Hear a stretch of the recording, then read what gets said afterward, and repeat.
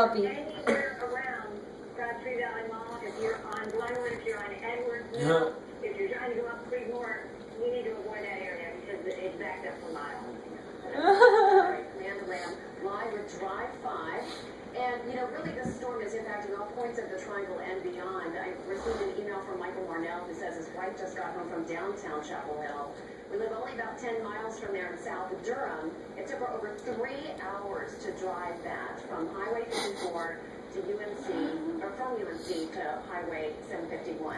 And that's typical. Unfortunately, we have heard that similar stories all afternoon. People have gone 3 or 4 miles. It's taken them 2 hours to get. Well, and we talked to Jackie Highland several hours ago. She was on Highway 64 near Apex. And Jackie, you are still stuck on Highway 64?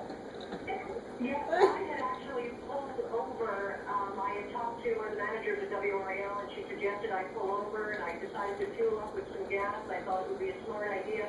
I wanted to use the bathroom there. It's actually Lake Pine Drive in 64, but everything there, the McDonald's, the Wendy's, everything I checked has been closed down for the night.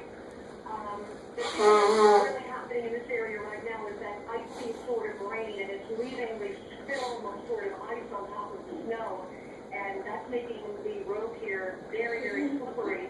And I had mentioned to you earlier that I've seen a lot of abandoned cars on 64. Well, I noticed there's an official now going around and he's placing this like orange streamer on all of these cars. So I'm not exactly sure what that's for, but to somehow tag the cars. But really, at least a dozen cars have been abandoned on the shoulder there of 64. I'm not sure if these people, if their cars broke down, if they felt they couldn't make it any further and needed to walk home. But it's really quite a sight to see. I'm from New York, and I've seen a lot She's of gonna be so wet. I've never experienced I don't need to wipe her down. It's really difficult to navigate. It certainly is out there. Your story is not alone. And Jackie, I'm wondering if you've seen any tow trucks. If you have that many abandoned cars out there, have you seen anybody trying to clear them? I have not seen any tow trucks. I have not She's seen having any so much fun out there. Really, the roads out here are quite dangerous. Yeah.